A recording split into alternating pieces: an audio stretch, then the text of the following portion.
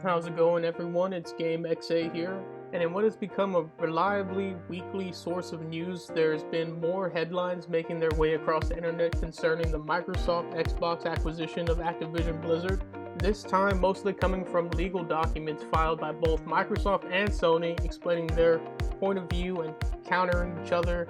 It is the week after Thanksgiving, but let's see if we still can't break bread over this debate in today's video.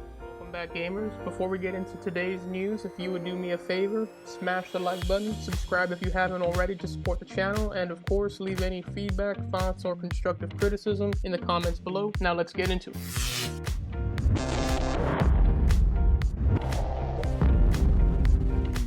So first thing I want to say, we should look at this in the context of the whole of the game industry, not just a fight between Sony and Microsoft, because legally it does involve customers, yes, but also competitors, current and future. Also, it's a question I've asked before, but how much acquisition is too much for one company in any industry, really?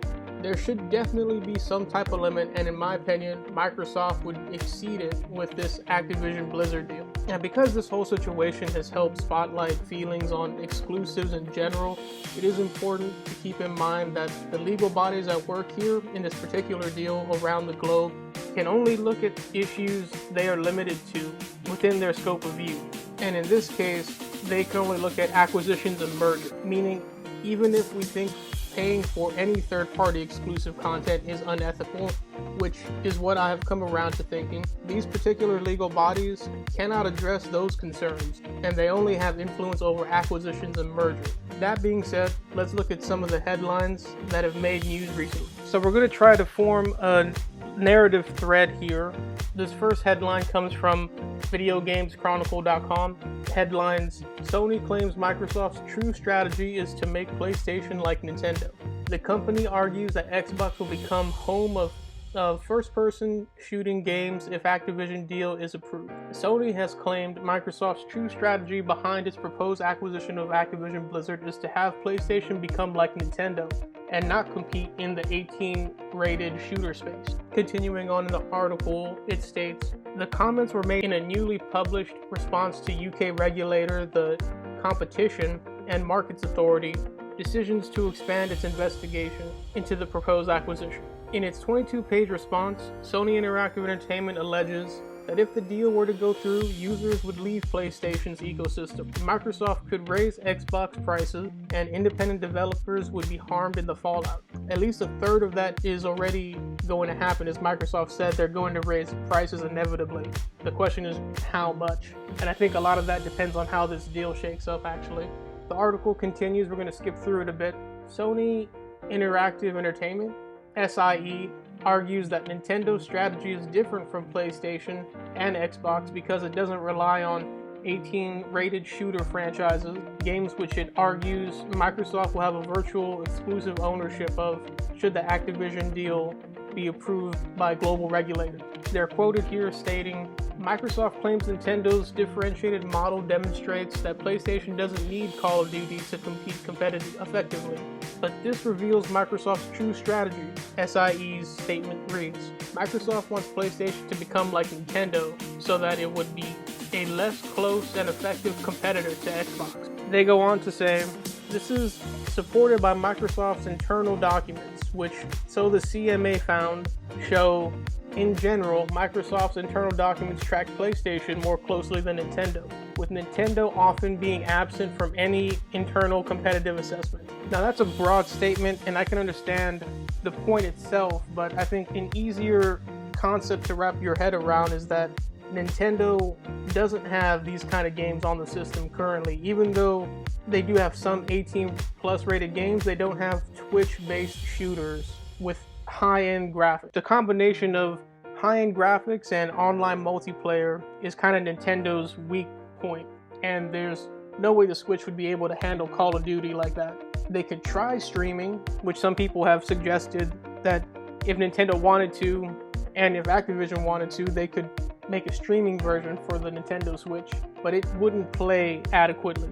It hardly plays adequately on the PlayStation 4 and Xbox One, and it still has some issues on current gen consoles, so I highly doubt that the Switch would be able to run any kind of current form of Call of Duty. It would probably have to be something like when the Wii had Call of Duty, but its own separate version with its own separate set of assets, and even levels were different.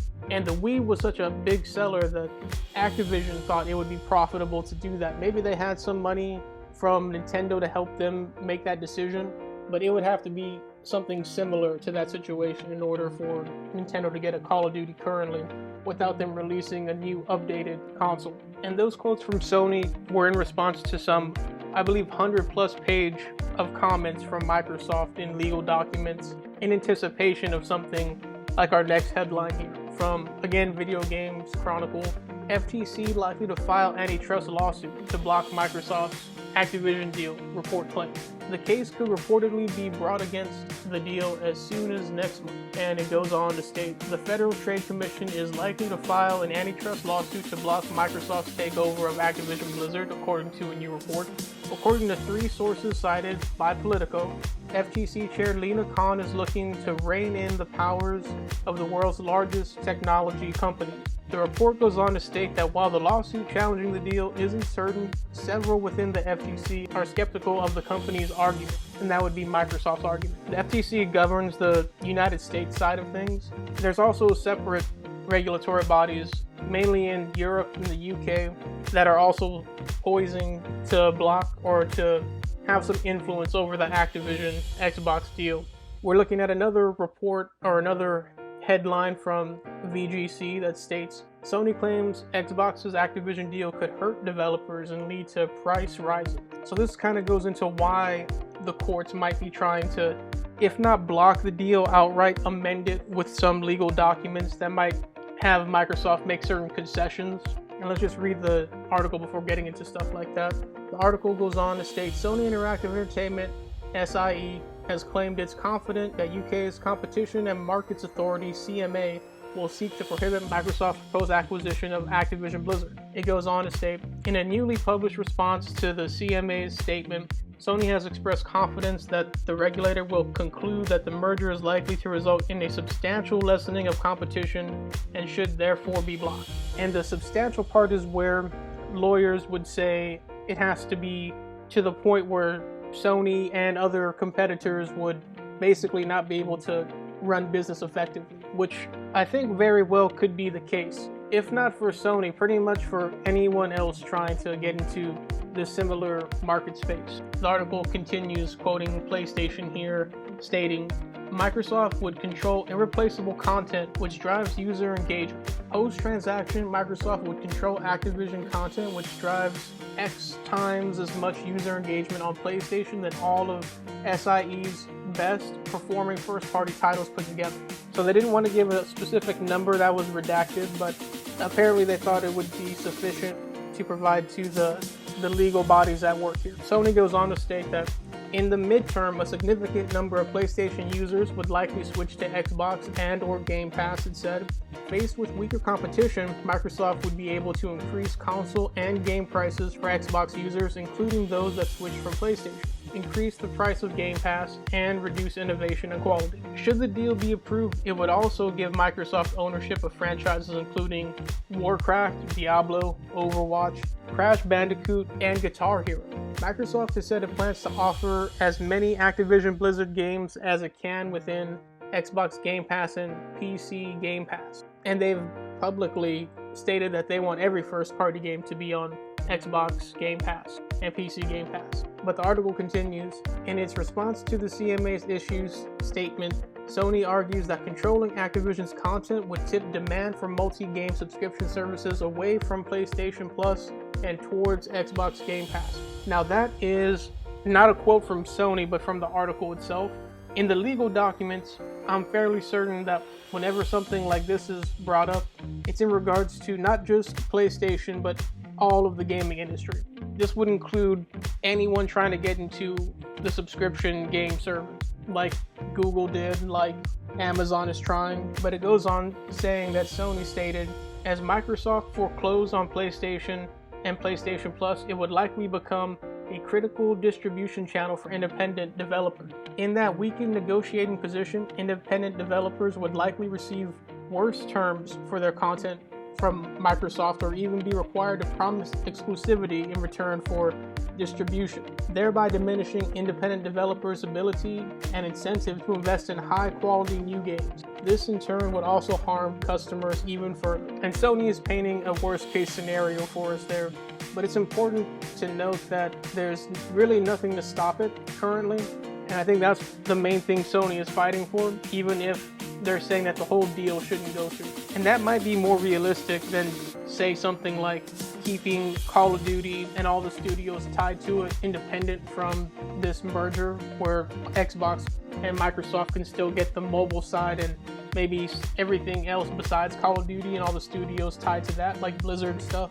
I think Sony would be fine with that, but I don't know how feasible that is, just in regards to how much manpower and labor, how much of the labor force you'd be working with and moving. But that is what these legal bodies are for, I believe.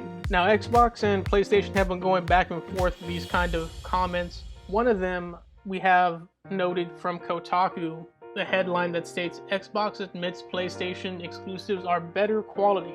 And this was said by Xbox to emphasize or try to paint the picture that Sony and PlayStation would still be the #1 revenue leader in game console, and perhaps, well, no, not publishing, because that would be Tencent.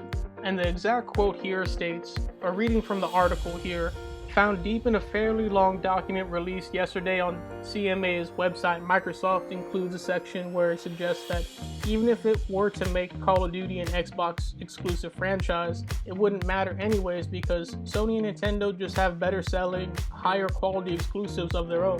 In subsection 3.67 titled Sony has more exclusive games than Microsoft, many of which are better quality, Xbox says that exclusivity deals are not uncommon in video games, and that Sony has its own great exclusive games like The Last of Us and God of War. One thing it does not mention is how much money these games make over, say, a year's time compared to Call of Duty. And even in this statement, Xbox is comparing Sony's first-party lineup to their own current first-party lineup, which doesn't even include any of the games from the Bethesda deal, which they have a lot of studios as well. So yes, currently you can maybe argue that Forza is better or on par with Gran Turismo, but pretty much everything else is probably seen as less than when compared to Sony's main first-party game, from Microsoft anyway. And while I'm sure Xbox and Microsoft think this is a good way to show exclusives aren't odd, it's definitely not a one-for-one when you're talking about Xbox's current first-party exclusives and buying the best-selling game for over a decade on multiple consoles and PC to remove it from one ecosystem. That is not the same as creating a new IP like God of War, like The Last of Us. Microsoft even bought Halo from Apple, I believe, but we'll give Halo to Microsoft and say they developed Halo. They also bought Gears of War from Epic, I believe, but it was originally an Xbox exclusive anyway, and they may have funded that. So exclusives like that, I think, are clearly different from taking away a franchise, similar to what happened with Tomb Raider, and people were not pleased with that. And yes, you could say the same about Final Fantasy with PlayStation to a lesser extent, but again, the reason why Xbox is getting all this attention right now with this acquisition is because that's what these legal bodies address, is acquisitions and mergers, to see if it's going to affect the competitive market negatively, and consumers to a lesser extent or to a greater extent depending on who you're asking. And that leads us to another headline from Video Games Chronicle that states Microsoft is likely to offer concessions soon to help gain EU approval for Activision deal, including a 10-year licensing deal to Sony for Call of Duty on PlayStation. Now, this in particular isn't from any legal documents, so take that for what it's worth. It's basically just rumors, but it is sourced from Reuters, which is semi-reliable. The article reads, Microsoft is reportedly expected to offer concessions to EU regulators soon in a bid to help push through its proposed Activision Blizzard acquisition. And that's according to Reuters sources who said Microsoft's sweeteners would consist mainly of a 10-year licensing deal to PlayStation makers. So now this is not anything surprising, actually. The most legal people who talk about the deal are under the impression that Microsoft was likely to be at least propositioned to sign some type of legal agreement to either keep Call of Duty on multiple platforms or as in the status quo for at least a while, or to have some concession about not putting it day one on Game Pass. And there's a couple of reasons for that, but I wanted to address one other headline before we get into reasons for why Microsoft might have to sign what's known as a consent decree for the FTC and other similar legal documents that would restrain what Microsoft can do with Call of Duty. So this is from GameRant.com that the headline reads, Activision Blizzard ready to fight for Microsoft acquisition. Now, on the surface level, it sounds like Sony is up against two entities, and these two entities just want to get together, and you don't really want to block people from getting together if they want to, but these are companies, not people. And Activision Blizzard at this point has already signed off on the deal, and their investors and shareholders have been promised a lot of money alongside this deal that comes in because of the deal. No one has ever accused Microsoft of being cheap in this regard, and many project that they're overpaying for Activision Blizzard, even from a year ago when the proposed deal initially took place.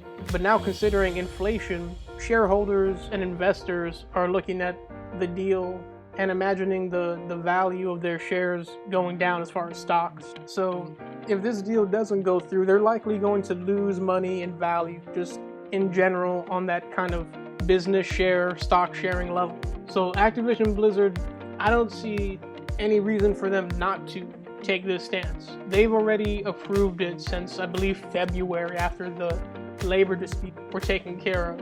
So it's not surprising, and there's actually a lot of money at stake for shareholders of Activision Blizzard stock and the company in general.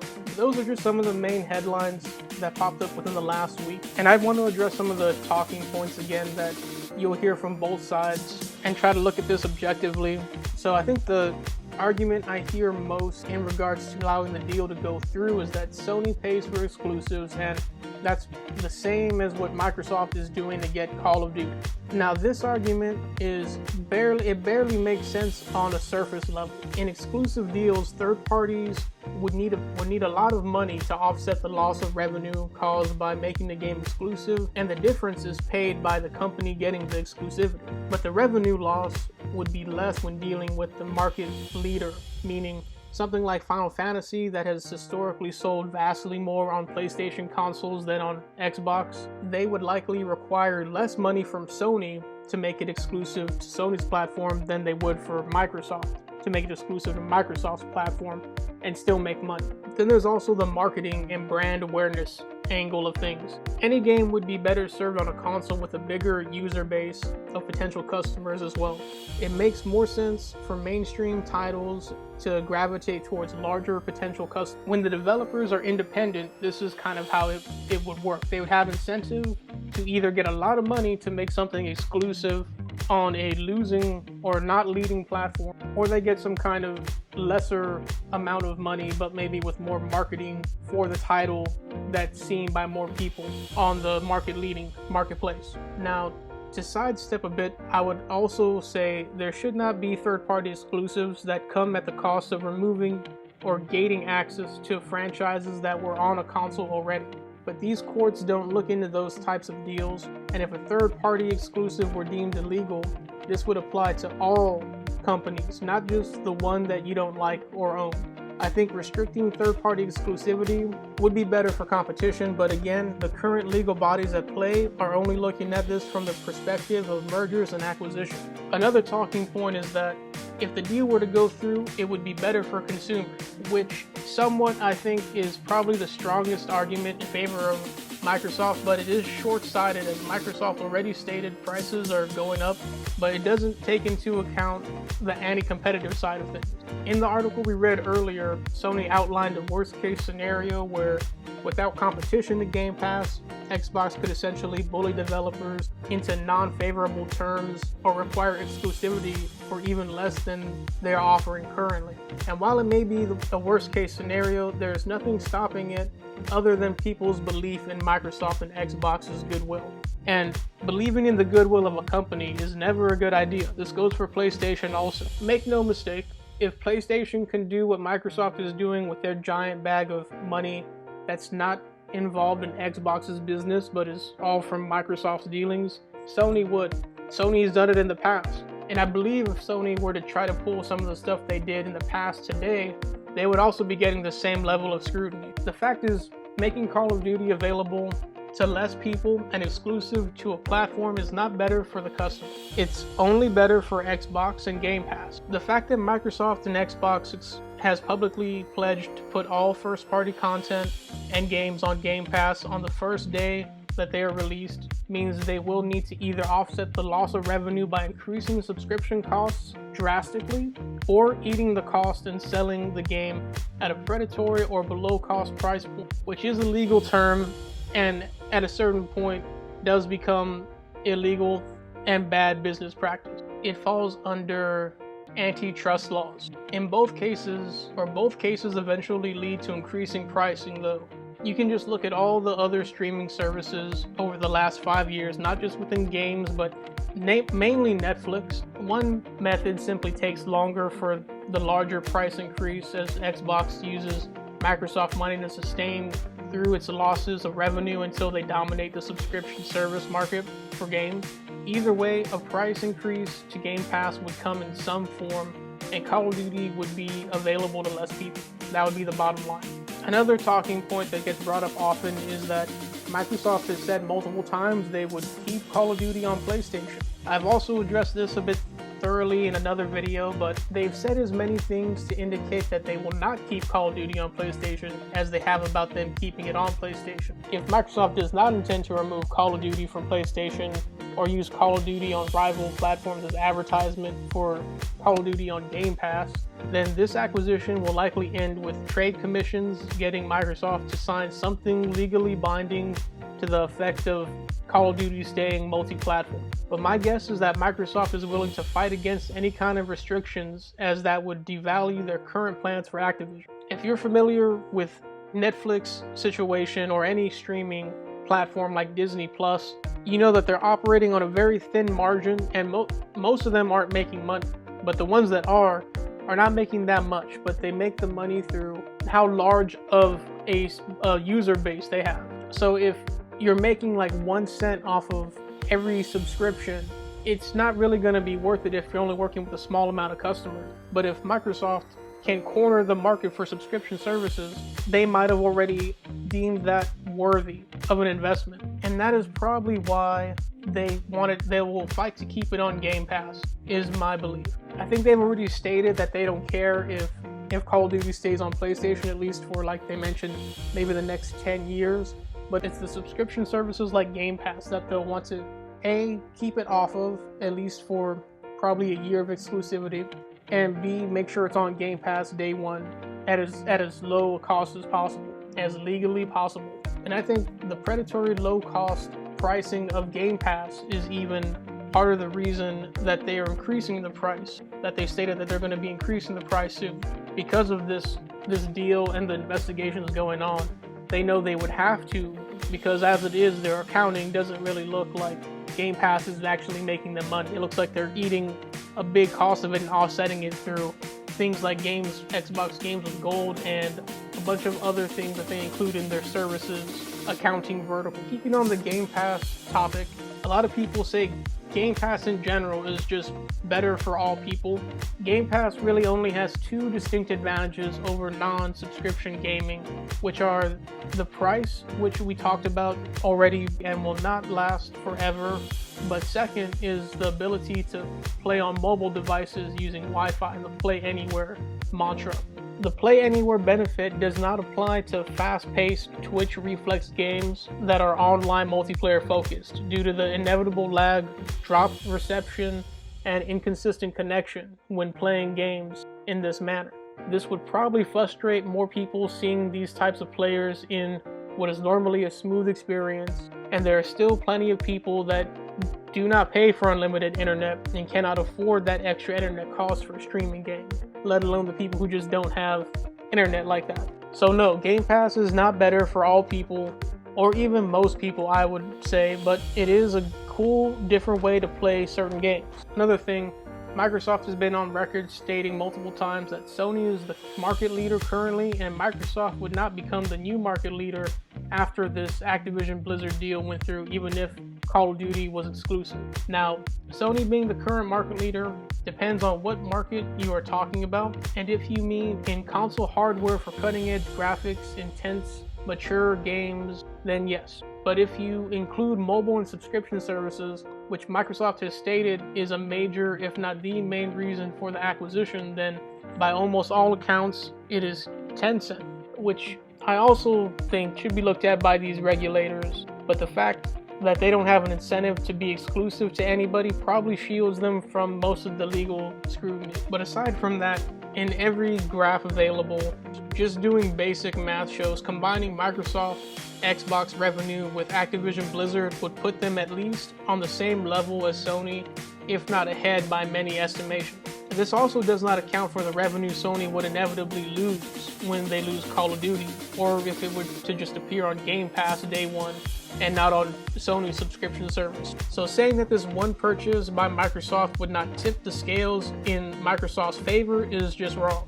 Although competitors of Xbox would not likely feel its full effects this console generation, they will in the next, as many people base their gaming console purchase on what games are available, and Call of Duty is the biggest, most consistent game for more than a decade.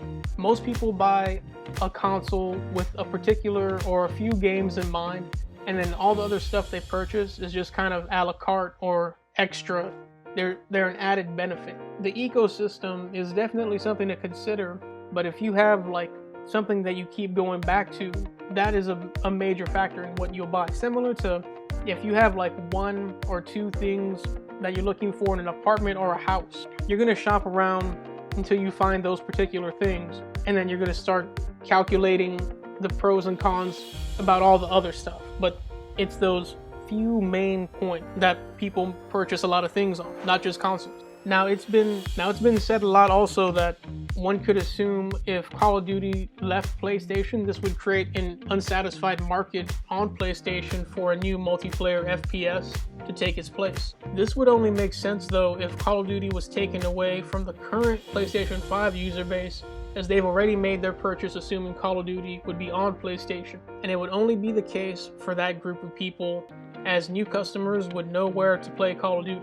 The top selling games every year do not have many first-person shooters at all in the list, but Call of Duty is number one nearly every year, meaning the market is for Call of Duty, not first-person shooters in general. The biggest benefit Microsoft and Xbox would see from the acquisition would be when people look to buy a new console, and we are currently only barely nearing the halfway point of this console life cycle, if that.